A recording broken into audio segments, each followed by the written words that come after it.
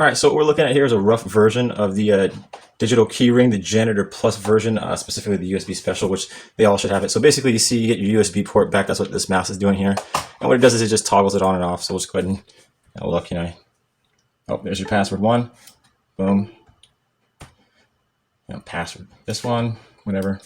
Oh, let's go ahead and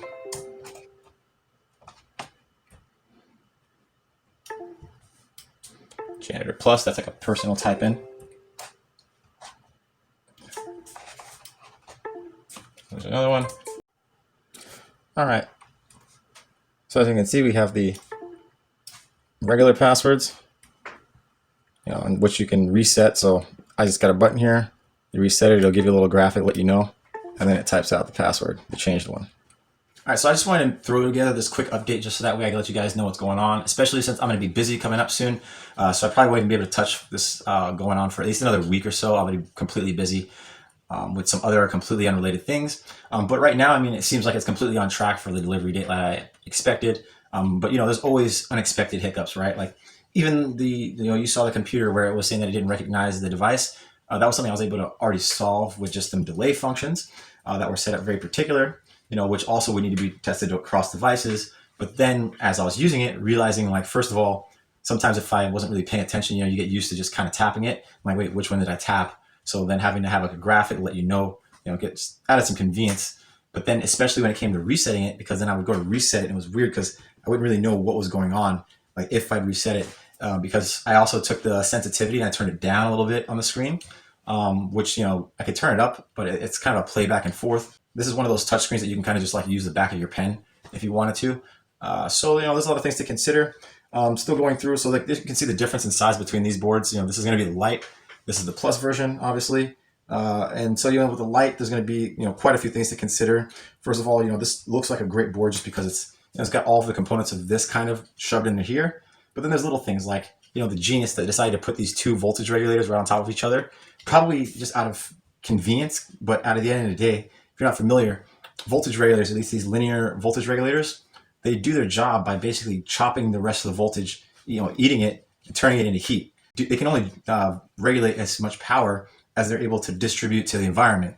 This board doesn't look like it has any, it's not that great at removing heat already. And then to go and stack, it's like if two people were hot and they were like, let's hug each other, like that's kind of silly, especially when you have this button over here. I was like, that's great space. You could have moved it. Whatever. I don't think it's going to be that much of a deal. The internal board that's doing all the communication directly, I'm powering that directly through its USB, which is less than convenient. I mean, like for right now, maneuvering it is, but at the end of the day, it's not as efficient, which is important. I have a lot of customized versions that I'm working on. So like right now, there's still some space inside this board for like the wireless module, as well as a few other things. So like for Bluetooth, which is something that I'm offering to a few people. I mean, just whoever buys it, basically. I have to consider like what I'm going to use to power that. And so, trying to maintain the space, the compactness, as well as not so compact that, there's nowhere for heat to go, especially when it comes to battery, battery management system I make or buy, probably make actually. But then I have to consider more like the battery type, lithium polymer, lithium ion. At the end of the day, I'm just kind of giving you guys a quick update because I'm going to be really busy. Not with this. I have some personal things going on. Probably won't even be able to touch this for, I don't know, at least a week. And then I'll have some time. And then a little bit after that, I'm going to be really busy again. But like I said, I should be able to hit the deadline, no problem. I said this would be ready by March. And, it's looking pretty good already. But, you never know. Hiccups and things come along the way as you see. As you can see, things are constantly changing. Like, this was, I got also one of these screens. So I was going to test that. It's a little bit bigger, but I don't think I'm going to use this screen. It's not necessary. And, why draw more power? Why bigger screen? It's plenty fine. If anything, with the Lite, I'm definitely going to be going down in size. The Plus here is going to have its own backup buttons as well, in case something with the screen. If you drop it, who knows?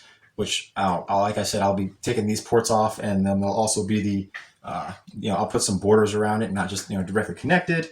I was also spending a lot of time trying to make it super, super easy for you to remove and replace parts, which was just like taking a lot of effort and time. And then I was like, wait, I'm not designing it so that way you're replacing parts on your own all the time. They don't need to be super easy to replace. They just need to be replaceable, right? Just something where you can open it up, you pull on it, like, maybe you dig around there, you get it out. It's not going to be anything that, takes a genius. It's like you can see where it is, you pull and you push.